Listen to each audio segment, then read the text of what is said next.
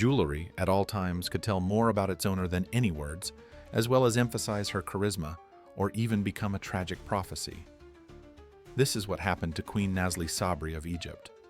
The necklace, intended as a symbol of maternal pride and royal grandeur, turned out to be a harbinger of exile, ruin, and separation from her family. It became a silent witness to collapse, personal and historical.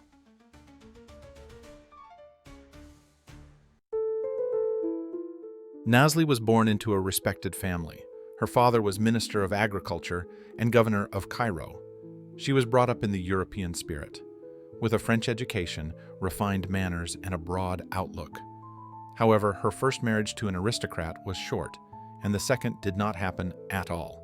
The country was struck by the revolution.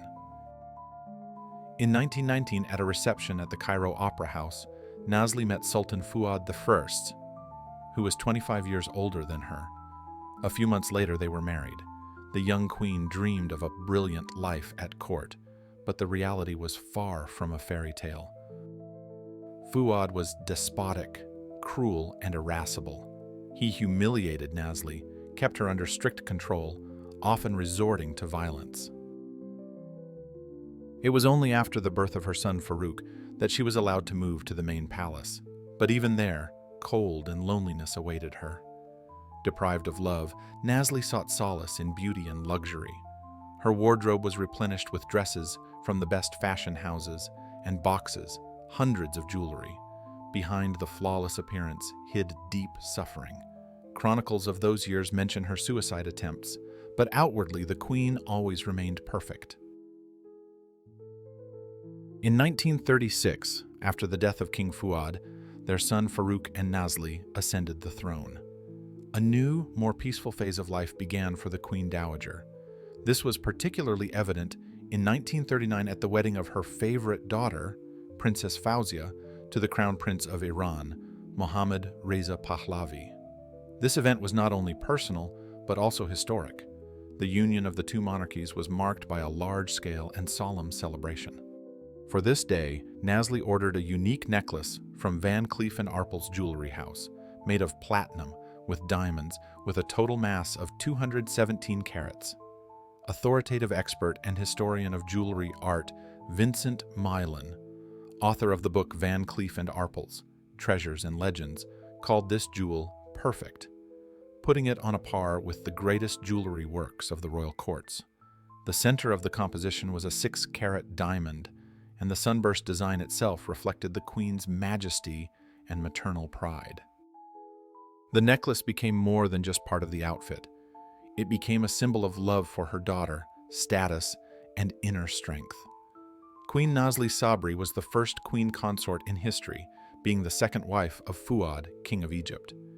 Given her prominence and illustrious history, it was only natural that she sought to commission a perfectly crafted piece of royal jewelry designed for just one special occasion. Queen Nazli wore the majestic necklace along with the family tiara and precious earrings at the celebration. After her husband's death, Nazli allowed herself what she had been deprived of for many years: love. First, with her son's young tutor, Ahmad Hassanin.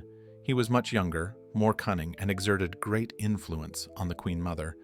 And then with the deft adventurer, Riyad Ghali. For his sake, she sold jewelry, paid his salary, and, in the end, lost not only money, but also respect. The man turned out to be a swindler and an Alfonso.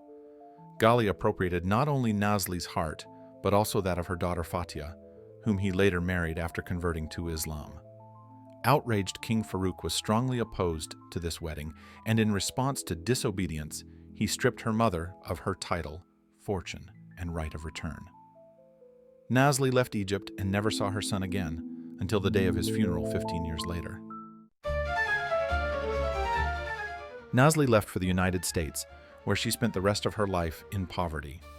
In 1976, the Egyptian president allowed Nazli and her daughter Fatia to return to their homeland, but fate dealt them a final blow.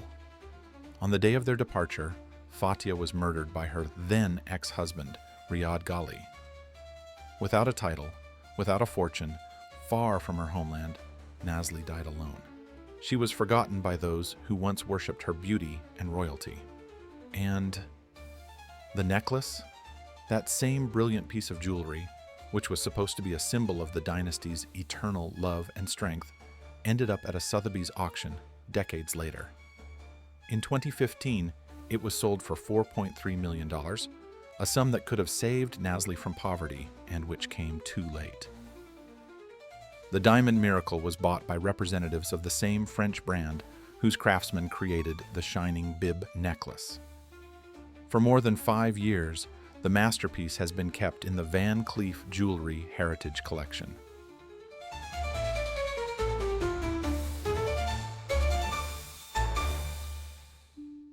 In 2019, the cover of Arabian Vogue features someone who instantly attracted attention.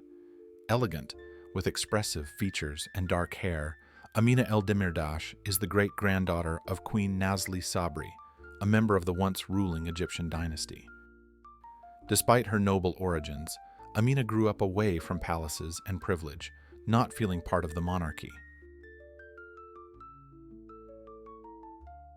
Today, this necklace is recognized as one of the most exquisite jewelry masterpieces of the 20th century.